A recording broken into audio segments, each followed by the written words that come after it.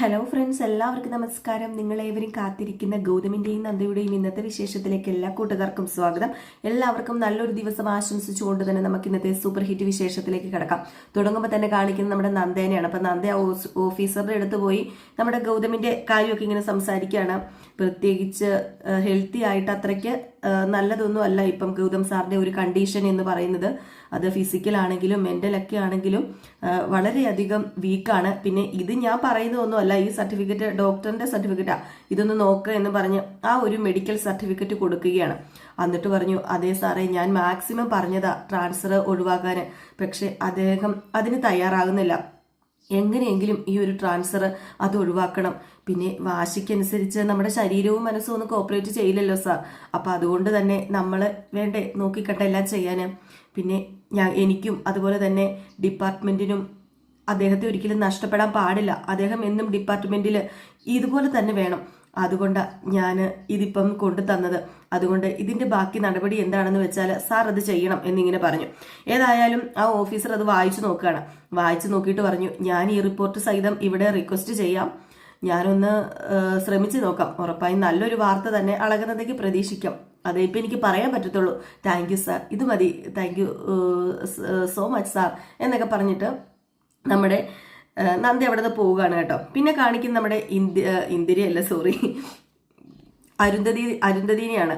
അങ്ങനെ ലക്ഷ്മി കിടന്ന് ഭയങ്കര കാർച്ച. എന്താടി ലക്ഷ്മി, നീ ഇതുപോലെ കിടന്ന് കരയുന്നത്? നിന്റെ കരച്ചിൽ കണ്ടു കഴിഞ്ഞിട്ടുണ്ട് അവനങ്ങ് ഗൾഫിന് വല്ലതും പോവാണെന്ന് തോന്നൂലോ. ഇത് കാസർഗോഡല്ലേ പോകുന്നത്? ബസ്സിന് കയറി അവൻ ഇവിടെ തിരിച്ചെത്താവുന്നതല്ലേ ഉള്ളൂ. അല്ല, ഗൗതത്തിന് അത് താല്പര്യമാണെങ്കിൽ അതങ്ങ് അങ്ങനെ കരുതി അങ്ങ് വിട്ടുകളാ. ഏട്ടത്തി, എന്നെ കൊണ്ട് പറ്റില്ല ഏട്ടത്തി. എൻ്റെ മോന് ദൂരെ പോയി ജോലി ചെയ്യാന്നൊക്കെ പറഞ്ഞാൽ ഇവിടെ ഇപ്പൊ കഴിക്കാനോ ഉടുക്കാനോ ഒന്നും ഇല്ലാതെ ഒന്നും ഇല്ലല്ലോ. അത്ര ഒന്നും ദൂരെ പോയി ജോലിയൊന്നും ചെയ്യേണ്ട കാര്യമില്ലല്ലോ. അപ്പോഴത്തേക്ക് നമ്മുടെ പിങ്കി പറഞ്ഞു, അല്ല, നന്ദേനെ കൊണ്ടുപോകുന്നില്ല എന്ന് കേട്ടിട്ടാണോ ഇത്ര സങ്കടം അമ്മായിക്ക്? ആ, എനിക്കും തോന്നി പിങ്കി ചേച്ചി, രാവിലെ മുതൽ ഇതുവരെ ഒന്നും കഴിച്ചിട്ടില്ല. ദേ അമ്മായി, എനിക്കൊന്നും വേണ്ട പവിത്ര, എനിക്കൊന്നും വേണ്ട. അവൻ മനസ്സും അടുത്തിട്ടാ ഇവിടെ നിന്ന് ഇറങ്ങി പോകാന്ന് തീരുമാനിച്ചിരിക്കുന്നത്. അവന് അത്രയ്ക്കെന്തോ വലിയ ഭാരം നെഞ്ചിൽ കൊണ്ട് നടക്കുന്നുണ്ട്. അതുകൊണ്ട് അവൻ ഇങ്ങനെയൊക്കെ ചെയ്യുന്നത്. പിന്നെ നന്ദമോളെ ഇവിടെ നിർത്തിയിട്ട് പോയാൽ അവരുടെ ജീവിതം എന്താകും? എല്ലാം കൂടി ഓർത്തിട്ട് എനിക്ക് നെഞ്ച് വിങ്ങ, ഭ്രാന്ത് പിടിക്കുക. എടി, നന്ദേനെ പോലെ ഒരു പെണ്ണല്ലേ പിങ്കി. പിങ്കിക്ക് ഇത്ര സങ്കടമില്ലല്ലോ. അവള് കഴിഞ്ഞ് 1 വർഷം അനുഭവിച്ചത് എന്താ? അത് ഇവിടെ ആർക്കും അറിയണ്ടല്ലോ എന്ന് അരുന്ധതി അങ്ങോട്ട് സപ്പോർട്ട് ചെയ്യാണ് കേട്ടോ നമ്മുടെ പിങ്കീനെ. പിന്നെ നമ്മുടെ അരുന്ധതി പറഞ്ഞു, അതെ, അന്ന് ആരും ഇവിടെ പട്ടിണി കിടക്കുവോ ത്യാഗം ചെയ്യുവോ ഒന്നും ചെയ്തിട്ടില്ലല്ലോ. അവള് അനുഭവിച്ച ഓരോ നിമിഷവും ഇതിലെ കടന്നു പൊക്കോണ്ടിരുന്നത്. പിന്നെ അതിനേക്കാൾ പ്രാധാന്യം ഡ്യൂട്ടി ഫസ്റ്റ് എന്നല്ലേ? അങ്ങനെയാണല്ലോ നമ്മൾ ചിന്തിക്കേണ്ടത്.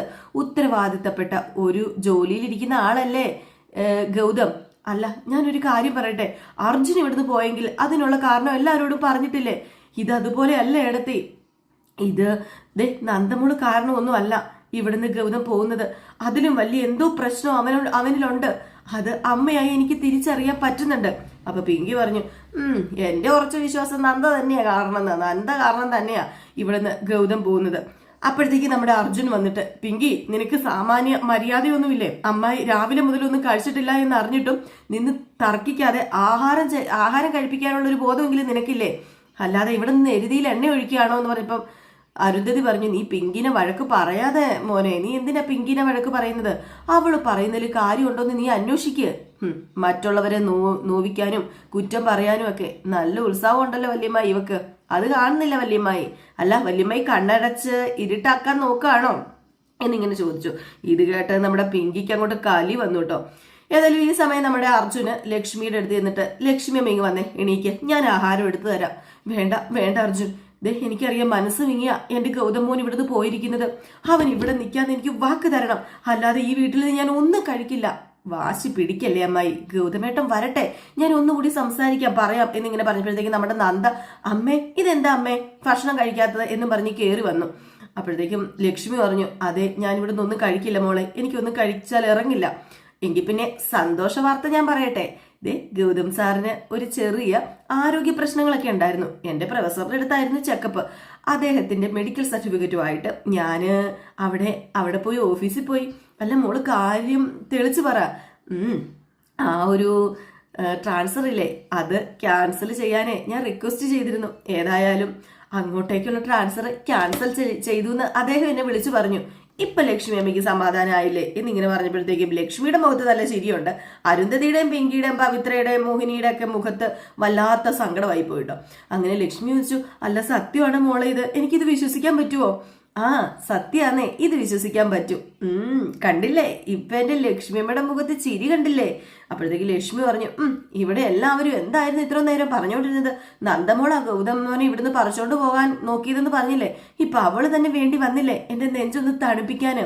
ദേ അമ്മേ, അങ്ങനെയൊന്നും പറയാതെ ബാ എണീറ്റ് വന്നേ, ആഹാരം വല്ലതും കഴിക്കാന്നും പറഞ്ഞുകൊണ്ട് നമ്മുടെ നന്ദ ലക്ഷ്മിനെയും കൂട്ടിക്കൊണ്ട് അങ്ങ് പോവുകയാണ് കേട്ടോ. ഇതേസമയം നമ്മുടെ പിങ്കിക്ക് അത്രയ്ക്ക് ദഹിച്ചിട്ടില്ല. അങ്ങനെ അർജുനും ഇത് കണ്ട് വലിയ സന്തോഷത്തോടു കൂടി തന്നെയാണ് നിൽക്കുന്നത്. പിന്നെ നമ്മുടെ നന്ദ ഒരു ചായയൊക്കെ എടുത്ത് ഇങ്ങനെ കൊണ്ടുവന്ന് ലക്ഷ്മിക്ക് കൊടുക്കുകയാണ് കേട്ടോ. അമ്മയെ കുടിക്കുക എന്ന് പറഞ്ഞു. അപ്പൊ എന്ത് ചെയ്താൽ കുടിക്കാൻ തയ്യാറാകുന്നില്ല. അപ്പോഴേക്കും നമ്മുടെ അർജുൻ പറഞ്ഞു, ദേ ഇതെന്തിനാ ഇനി ഇങ്ങനെ ശാഠ്യം പിടിക്കുന്നത്? ക്യാൻസൽ ചെയ്തെന്ന് പറഞ്ഞില്ലേ, പിന്നെന്താ പ്രശ്നം? ദേ ഇന്നാ ഇത് കുടിക്കുക എന്ന് പറഞ്ഞു.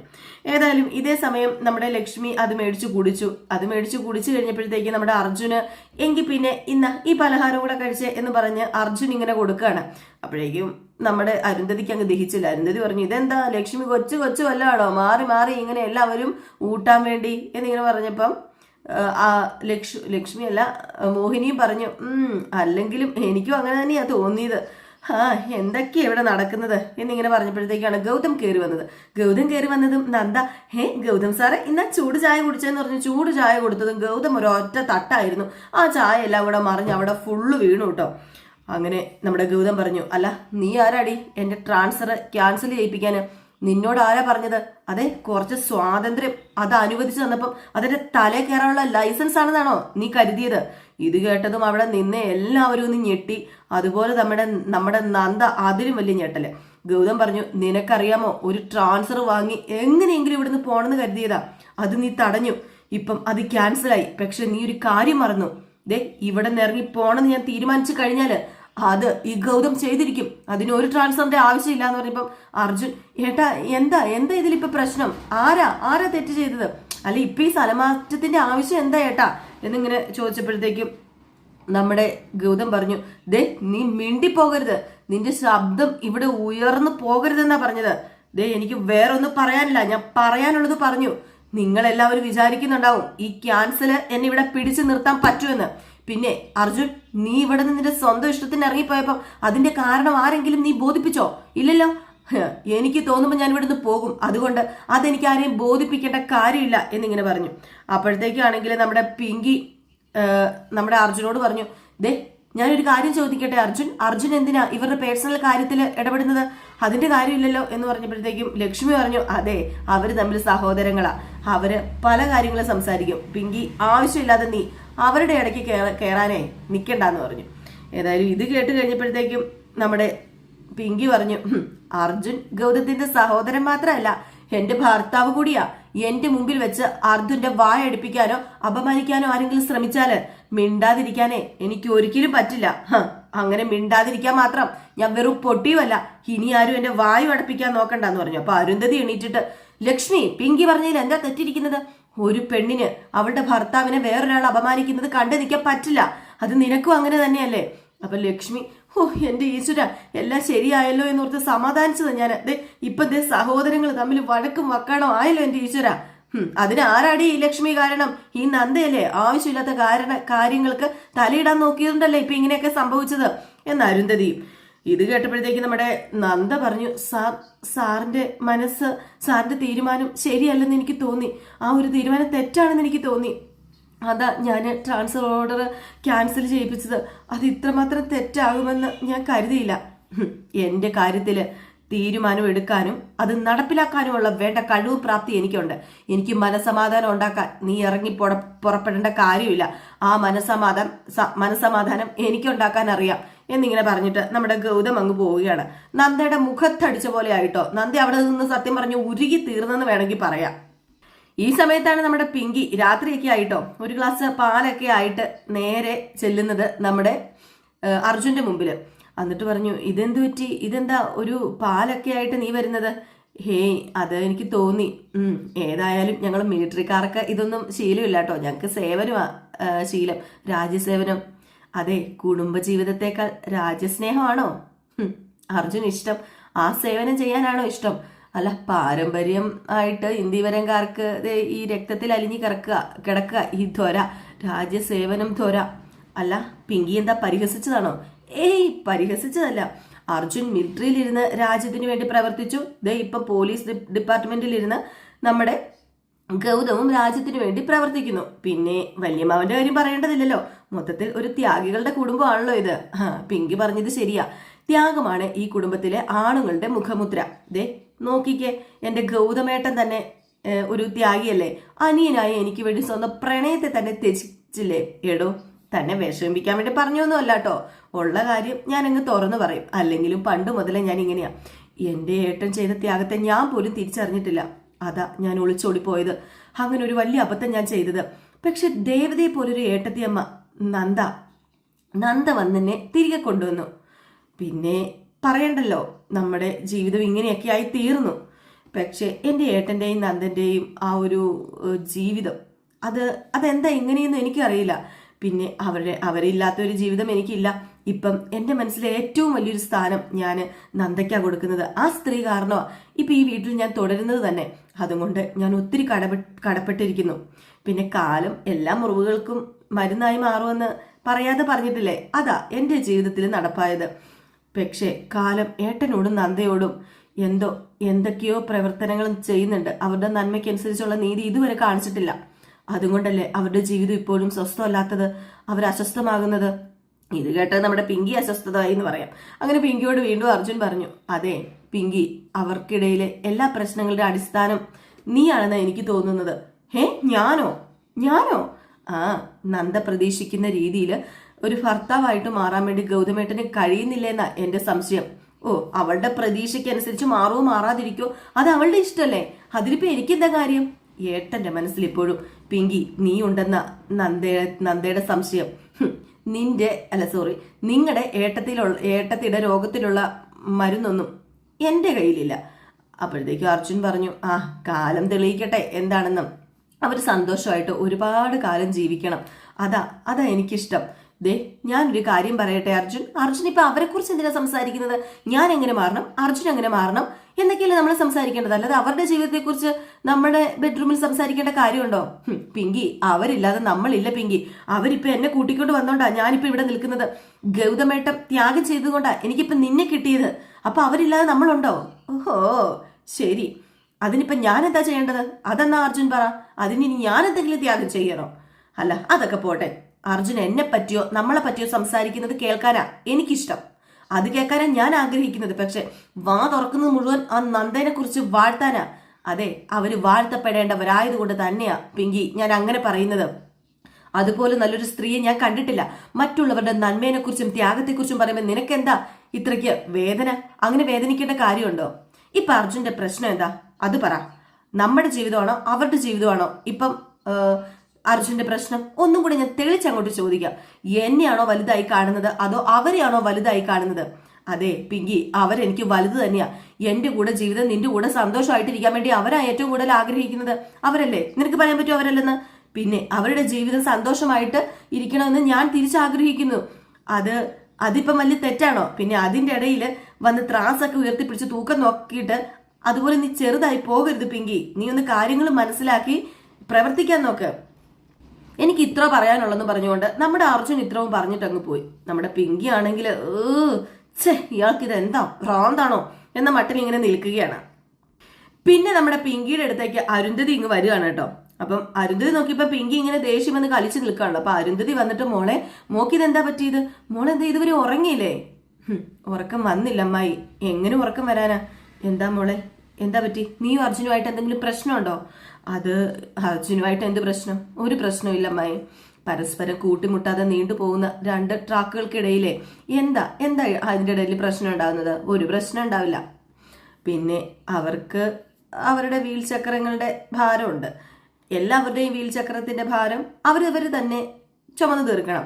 ആർക്കും ആരോട് സ്നേഹവും ഇല്ല, പരിഗണനയും ഇല്ല. മോളെ, നീ എന്താ ഈ പറയുന്നത്? അതെ, വല്യമ്മായി പറഞ്ഞിട്ടല്ലേ ഞാൻ ഈ വേഷം കിട്ടിയത്. എനിക്കിപ്പോ തോന്നുക ഒന്നും വേണ്ടായിരുന്നെന്ന്. എല്ലാം ഉപേക്ഷിച്ച് ഞാൻ എന്റെ വീട്ടിൽ പോയാൽ മതിയായിരുന്നു. അതെന്താ മോളെ, അർജുൻ നിന്നോട് സ്നേഹമില്ലേ? സ്നേഹത്തിന്റെ കണക്കോ അവകാശമോ ഒന്നും പറയാൻ ഞാനില്ല അമ്മായി. പക്ഷെ ഭർത്താവായിട്ട് അംഗീകരിച്ചിട്ടാണല്ലോ ഞാൻ ആ മുറിയിൽ കയറി താമസിക്കുന്നത്. അതിന്റെ ഒരു പരിഗണന എനിക്ക് തന്നുകൂടെ? അങ്ങനെ എന്നെ ഒന്ന് നോക്കിക്കൂടെ? അയാൾ കിട്ടിയ താല് തന്നെയല്ലേ എന്റെ കഴുതി കിടക്കണത്, അല്ലാതെ വേറെ ആരും കിട്ടിയതല്ലല്ലോ. ആ ഒരു പരിഗണന പോലും എന്നോടില്ല. എനിക്ക് ആ പരിഗണന തരുന്നില്ല എന്ന് മാത്രമല്ല, ദേ നന്ദയുടെ ജീവിതം പുഷ്ടിപ്പെടുത്തുക എന്നതാ ഇപ്പം ജീവിത ഉദ്ദേശം എന്ന് എന്നോട് തുറന്നു പറയുമ്പോ ഞാൻ പിന്നെ എന്തിനാ ഇവിടെ ഭാര്യവേഷം കെട്ടി തുടരുന്നത്? അതിന്റെ കാര്യമുണ്ടോ? അല്ല, മോളോട് അവൻ അങ്ങനെ പറഞ്ഞു എന്നോട് പറഞ്ഞു. ആദ്യമായിട്ടല്ല പറഞ്ഞത്, ഇതിനു മുമ്പും സൂചനകൾ തന്നിട്ടുണ്ട്. പലപ്പോഴും എന്റെ മുമ്പിൽ വരുന്നത് ഇത് പറയാൻ വേണ്ടി തന്നെയാ. ഇത് കേൾക്കുമ്പം എനിക്ക് സത്യമായിട്ടും ഒരു വല്ലാത്തൊരു അവസ്ഥയാ. തെളിച്ചു പിന്നെ പറഞ്ഞത് ഇന്നാണെന്ന് മാത്രം. എന്റെ ഏറ്റവും വലിയ ശത്രുവാ അവള് നന്ദ. പക്ഷെ അർജുന്റെ മനസ്സിൽ അവളെന്താ വലിയ സംഭവമാ.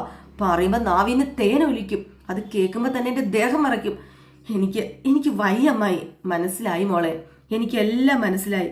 നമ്മുടെ ഭർത്താവിന്റെ മനസ്സിൽ വേറൊരു പെണ്ണിന് ഇടയുണ്ടെന്നൊക്കെ പറഞ്ഞാല് ഒരിക്കലും ഒരു പെണ്ണും അത് സഹിക്കില്ല. മോളെ പരസ്യമായിട്ട് എതിർത്തിട്ടല്ല മോൾ ഇതിന് പ്രതികാരം ചെയ്യേണ്ടത്. അർജുന്റെ മനസ്സിൽ നിന്റെ സ്ഥാനം ഉറപ്പിച്ചുകൊണ്ട്. എങ്ങനെ ഉറപ്പിക്കാനാ? അങ്ങനെയൊന്നും ഉറപ്പിക്കാൻ പറ്റില്ല. നന്ദ ഏതോ ക്ഷേത്രത്തിലെ പ്രതിഷ്ഠയാണെന്ന മട്ടിലാണ് സ്നേഹബഹുമാനങ്ങള് വാരിക്കോരി കൊടുക്കുന്നത്. മോളെ അതിനേക്കാൾ വലിയ മൂർത്തി ദേവിയായിട്ട് മോള് മാറണം. അതാണ് പെണ്ണിന്റെ മിടുക്ക്. പെണ്ണു വിചാരിച്ചാൽ ഏതൊരാണിന്റെയും മനസ്സിൽ കയറി പറ്റാൻ കഴിയും. നന്ദ എങ്ങനെയാണോ അവന്റെ മനസ്സിൽ കയറി കൂടിയത്? അവന് കൊടുത്ത സ്നേഹം കൊണ്ട്. ആരും അല്ലാതിരുന്നിട്ടും അവനെ സ്നേഹിച്ചതുകൊണ്ട്. അതുമല്ല, നമ്മുടെ അർജുൻ എങ്ങനെയാ നന്ദയോട് സ്നേഹം വന്നത്? നന്ദ അവനെ അന്വേഷിച്ചെന്ന് ഇവിടെ കൂട്ടിക്കൊണ്ടു വന്നതുകൊണ്ട്. അതാണ് ആണിന്റെ മനസ്സ്, പെണ്ണിന്റെ മനസ്സ്. നീ എന്താ ചെയ്യണമെന്നറിയാമോ? നീ അർജുനെ സ്നേഹിക്കണം, പരിഗണിക്കണം. അർജുൻ ഇല്ലെങ്കിൽ നിനക്ക് ആരുമില്ല എന്ന തോന്നൽ അവനിൽ ഉണ്ടാക്കണം. നിന്റെ ജീവിതം അവന് വേണ്ടി മാറ്റിവെച്ചു എന്ന് അവനൊരു തോന്നൽ വേണം. ആ ഒരു തോന്നൽ ഉണ്ടായി കഴിഞ്ഞാല് അവന് നിന്റെ സ്നേഹം കണ്ടില്ല എന്ന് നടിക്കാൻ കഴിയുമോ? ഒരിക്കലുമില്ല. ഇതാണ് പെണ്ണിന്റെ വജ്രായുധം. അതുകൊണ്ട് മോള് തുടര്. സ്നേഹിച്ച് അർജുനെ കൊല്ലണം. നീ ഒടുവില് അർജുനെ തന്നെ ആയുധമാക്കണം അവളെ തോൽപ്പിക്കാന്. പിങ്കീനെയാണോ നീ തോൽപ്പിക്കേണ്ടത്? നന്ദേനെയാണോ നീ തോൽപ്പിക്കേണ്ടത്? അങ്ങനെ തന്നെ ചെയ്യണം. അല്ലാതെ നീ വേറൊരു രീതിയിലും അല്ല ചെയ്യേണ്ടത്. അവിടെയാണ് നിന്റെ സാമർത്ഥ്യം തെളിയേണ്ടത്. മനസ്സിലായി? എനിക്ക് അമ്മായി പറയുന്നതൊക്കെ മനസ്സിലായി. പക്ഷെ ഞാൻ എന്താ ചെയ്യേണ്ടത്? പറയാം, ഞാൻ പറഞ്ഞു തരാം. ഞാൻ പറഞ്ഞു പഠിപ്പിക്കുന്നത് പോലെ തന്നെ നീ ചെയ്യണം എന്ന് പറഞ്ഞ് എന്തൊക്കെയോ പറഞ്ഞു കൊടുക്കുന്നുണ്ട്. അത് മ്യൂട്ടാക്കി വെച്ചിട്ടാട്ടോ നമ്മളെ കേൾപ്പിക്കുന്നത്. ഏതായാലും ആ ഒരു സീൻ കാണിച്ചാണ് ഇന്നത്തെ വിശേഷം അവസാനിക്കുന്നത്. എല്ലാവരും കാത്തിരിക്കുക. അടിപൊളി വിശേഷമായിട്ട് വരാനിരിക്കുന്നത്. അപ്പൊ ഇനിയിപ്പോ നമ്മുടെ നെക്സ്റ്റ് വീക്ക് പ്രമോ ഒക്കെ ആയിട്ട് നമുക്ക് എത്രയും പെട്ടെന്ന് കാണാം. അതുവരെ എല്ലാവർക്കും ടാറ്റാ, ബൈ ബൈ.